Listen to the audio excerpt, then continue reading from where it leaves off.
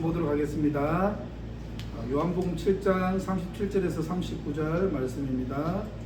요한복음 7장 37절에서 39절 다 같이 일어나셔서 한 목소리로 저희가 읽도록 하겠습니다. 길지 않기 때문에 요한복음 7장 37절에서 39절 다 같이 읽겠습니다. 시작.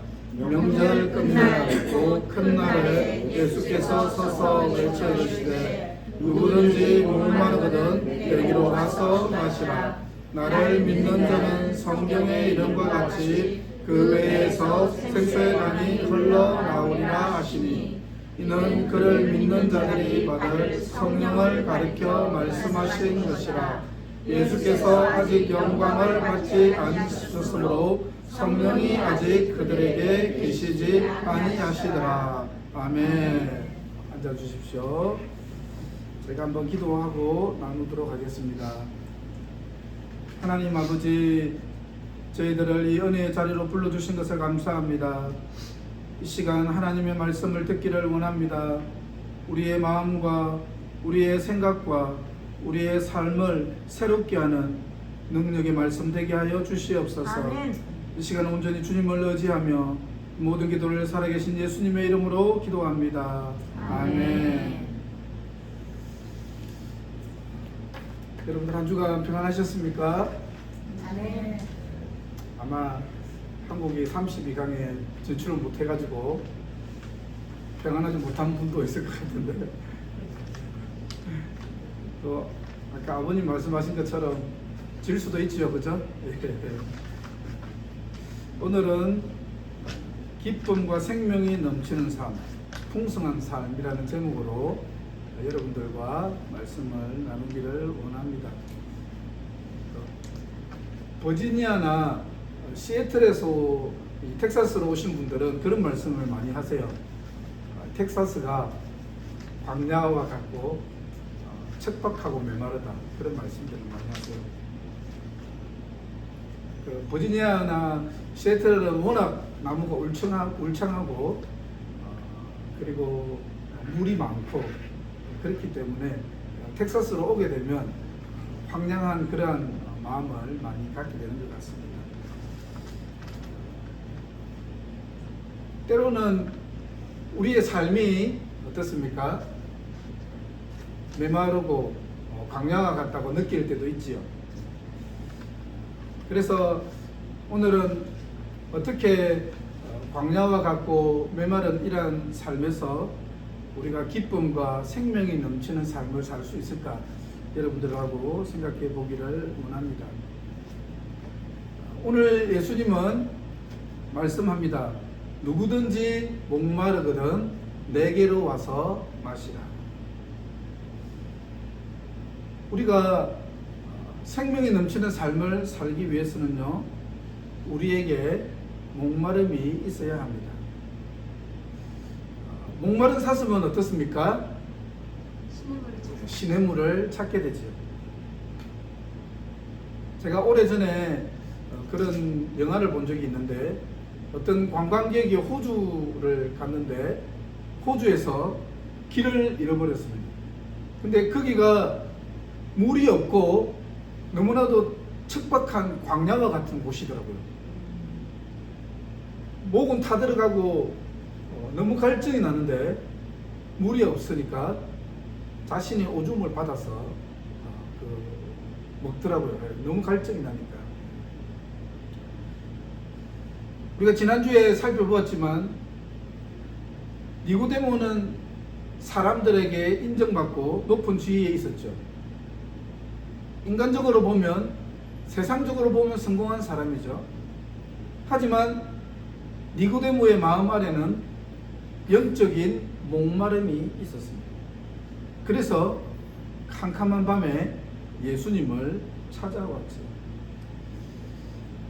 저는 우리 안에도 주님을 향한 이러한 영적인 목마름이 있기를 바랍니다. 의에 줄이고 목마른 자는 복이 있나니 그들이 배부를 것입니다. 우리에게 영적인 갈급함이 있을 때 어떻습니까? 우리는 주님께 나아가게 되죠. 우리에게 이러한 영적인 갈급한 마음으로 예수 그리스도에게 나아갈 수 있기를 바랍니다.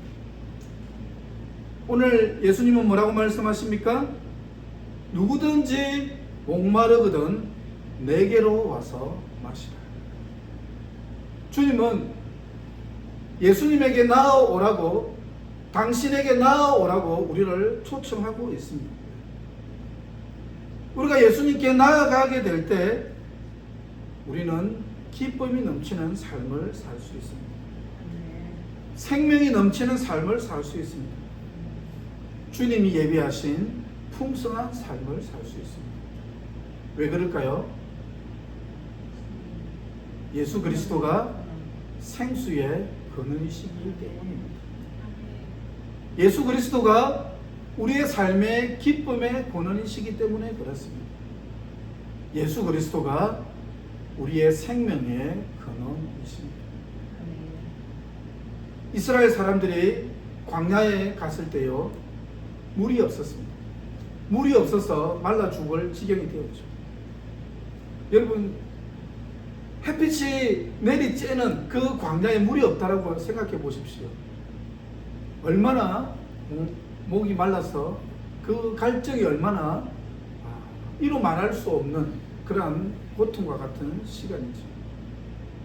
그래서 사람들이요, 모세를 원망했습니다.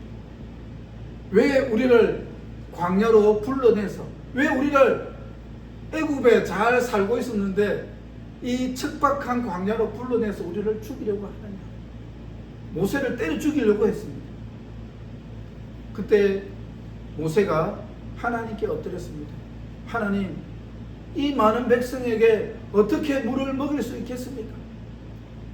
그러자 하나님께서 저 바위를 쳐라. 그러면 그 바위에서, 그 반석에서 샘물이 터져나올 것이다. 모세가 이스라엘 백성을 인도했던 그 지팡이로 반석을 치자 반석에서 샘물이 터져나왔습니다. 여러분, 이 터져나오는 반석, 샘물이 터져나오는 이 반석은 바로 예수 그리스도이십니다. 예수님은요, 생수의 근원이십니다. 우리에게 생수를 주시는 분은 예수 그리스도이십니다. 놀라운 것은 무엇입니까? 예수님이 주시는 생수는 영원히 목마르지 않습니다. 그래서 예수님은 사마리아 여인에게 이렇게 말씀했지요. 한번 다 같이 한번 볼까요? 요한복음 4장 13절로 14절 다 같이 한번 읽어보겠습니다. 시작. 이 우물을 마시는 자마다 죄송합니다. 다시 읽겠습니다. 시작. 예수께서 대답하여 이르시되 이 물을 마시는 자마다 다시 목마르느니와 내가 주는 물을 마시는 자는 영원히 목마르지 아니하리니 내가 주는 물은 그 속에서 영생하도록 솟아나는 샘물이 되리라. 아멘. 내가 주는 물은 그 속에서 영생하도록 솟아나는 샘물이 되리라. 너무나도 놀라운 말씀이죠. 여러분, 이 세상의 물, 이 세상에서 마실 수 있는 물은요, 마셔도 목마르죠. 이 세상의 음식은요, 먹어도 허기가 집니다. 하지만 우리 주님이 주시는 물은 어떻습니까? 영원히 목마르지 않습니다. 아멘. 예수님을 우리의 마음속에 모시게 되면요, 우리의 마음속에 기쁨과 생명이 넘칩니다. 예수님을 우리의 마음속에 모시게 되면요, 우리는 하나님과 영원한 관계를 회복할 수 있습니다. 그래서 주님 안에서 영원한 생명과 기쁨을 누릴 수가 있습니다. 그런데 안타까운 것은 무엇입니까? 많은 사람은 예수 그리스도가 정말로 생명의 근원이신 것을 잘 모르고 있습니다. 여러분, 오늘 이 말씀은요, 시든 유대인의 명절인 초막절에 하신 말씀입니다. 이 초막절이라는 것은요, 이스라엘 백성들이 광야 생활을 기억하는, 그리고 광야에서 하나님이 베풀어 주셨던 은혜를 기억하는 절기가 바로 이 초막절입니다. 그리고 이 초막절에 중요한 의식이 있는데 그것은 뭐냐면요, 바로 물을 붓는 의식입니다. 제사장이 황금 주전자를 가지고 실로암 연못에 갑니다. 실로암 연못에 가서 물을 길어서 성전으로 와서 성전 제단에 물을 이렇게 붓습니다. 이 물을 붓는 의식은요, 하나님께서 우리 이스라엘 백성들에게 축복과 구원을 달라는 그러한 의미를 가지고 있습니다. 그래서 오늘 이 예수님의 말씀은요, 이 초막절에 물을 붓는 의식과 관계가 깊습니다. 그러니까 주님은 물 붓는 의식을 행하는 이 초막절에 외치신 것이죠. 누구든지 목마른 자는 내게로 오라. 안타까운 것은 무엇입니까? 사람들은 참된 축복의 근원이 예수 그리스도이신 것을 몰랐지요. 예수님의 형제들조차도 예수님을 믿지 않았습니다. 사람들은 예수님과 함께 했지만 예수님이 참된 축복의 근원, 구원의 근원, 생명의 근원이 되신 것을 몰랐습니다. 그래서 주님은 누구든지 목마른 자는 내게로 오라. 내가 참된 축복의 근원이고 구원의 주권자가 되신다라는 것을 사람들에게 선포하고 있는 것이죠. 여러분, 우리는 어떻습니까? 우리도 이스라엘 백성들처럼 세상적인 방법으로 참된 만족을 얻으려고 하지는 않습니까? 사마리아 여인은 어떻습니까? 사마리아 여인은 남자를 통해서 만족을 얻으려고 했죠. 삭개오는 어떻습니까? 삭개오는 재물을 모아서 사람들에게 인정을 받고 만족을 얻으려고 했습니다. 야곱의 아내였던 레아는 어떻습니까? 자기가 자녀를 많이 낳으면 남편이 자신을 인정해 줄 것이라고 생각했습니다. 그러나 이러한 세상적인 방법으로는 그들은 참된 만족과 기쁨을 누릴 수가 없었죠. 하지만 감사하게도 사마리아 여인은 예수 그리스도를 만나고 참된 기쁨을 발견했습니다. 삭개오도 어떻습니까? 예수님을 만나고 삶이 변화되었죠. 자신이 가진 것을 가난한 사람들에게 나누어 주었습니다. 레아는 어떻습니까?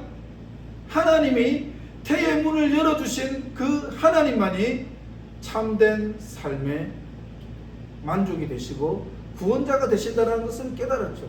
그리고 레아는 하나님을 찬양하게 되었습니다. 여러분, 예수 그리스도만이 참된 만족을 주실 수 있습니다. 예수 그리스도만이 생명의 근원이 되십니다. 그런데 오늘 말씀에서 놀라운 사실은 무엇입니까? 누구든지 목마른 자는 내게로, 누구든지 예수님께 갈 수 있습니다.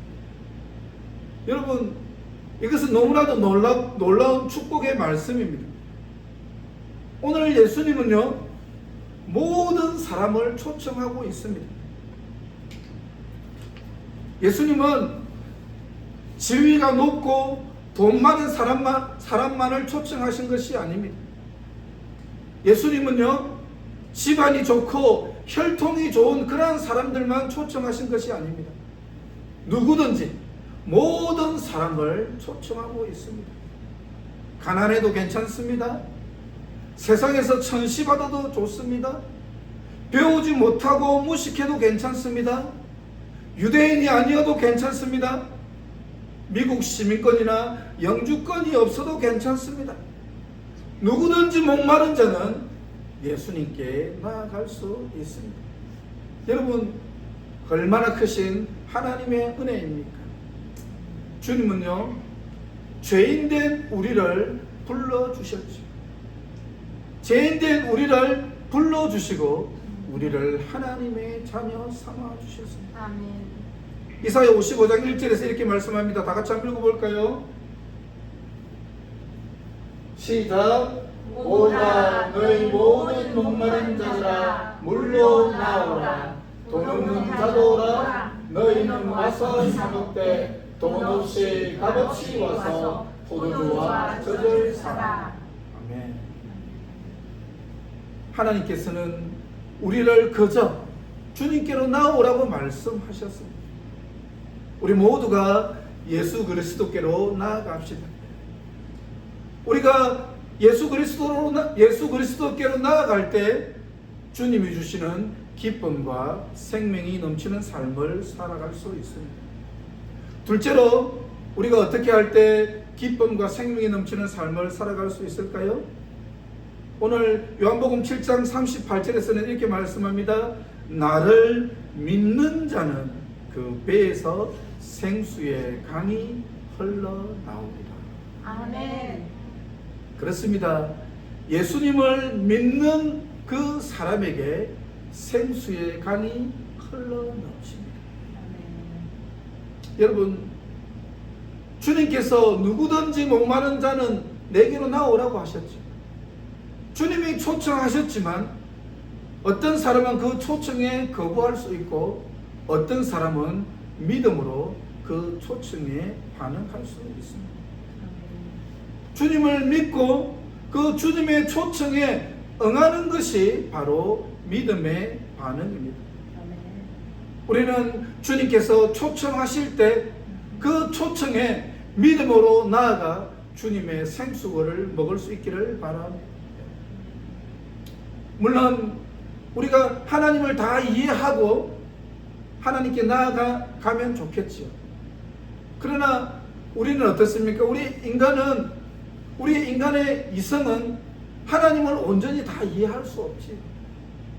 그렇기 때문에 우리는 하나님을 믿고 하나님께 나아가게 될 때 실은 하나님을 이해하게 되고 하나님을 깨닫게 됩니다. 저는 그래서 여러분들에게 권면합니다. 지금 바로 예수님을 믿으십시오. 지금 바로 여러분의 마음속에 예수 그리스도를 주인으로 영접하십시오. 여러분들이 진심으로, 여러분들이 진정으로 예수 그리스도를 여러분의 삶의 주인으로 모시게 될 때 여러분의 삶 가운데 생수의 강이 넘치게 될 것입니다. 여러분, 진정으로 여러분의 마음속에 예수 그리스도를 주인으로 영접하십시오. 혹시라도 여러분의 마음속의 주인이 여러분 자신이 아닙니까? 여러분의 생각과 여러분의 자존심, 여러분의 자만한 마음이 혹시 여러분의 주인은 아닙니까? 우리가 온전히 주님 앞에 우리의 모든 것을 내려놓고 예수 그리스도를 온전히 우리의 마음속에 받아들이게 될 때, 주님을 우리의 주인으로 억셉트하게 될 때 우리의 마음속에서 알 수 없는 생수의 강이 흘러넘치게 됩니다. 아멘. 자, 그러면 여러분, 생수의 강이 흘러넘친다는 것은 어떤 의미일까요? 성경에서는 이렇게 말씀합니다. 이는 그를 믿는 자들이 받을 성령을 가리켜 말씀하시는 것입니다. 예수님을 믿는다라는 것은요, 성령 하나님이 우리 가운데 들어오신다라는 것입니다. 성령 하나님이 우리 안에 들어오시게 되면요, 성령님의 능력 있는 활동이 우리 안에 시작되게 됩니다. 여러분, 성령 충만을 받는 제자들은 어땠습니까? 생수의 강이 흘러넘치는 삶을 살았습니다.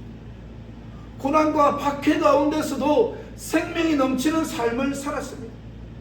고난을 받고 그 사람들은 두드려 맞았지만 그들의 마음속에는 기쁨과 주님의 은혜가 흘러넘쳤습니다. 바로 이것이 생수의 강이 넘치는 삶, 성령이 역동적으로 활동하는 삶입니다. 여러분, 생수의 강은 어떻습니까? 계속해서 흘러넘치게 됩니다. 이것은요, 사람이 막는다고 해서 막을 수 있는 것이 아닙니다. 샘물은 계속해서 흘러넘치게 됩니다.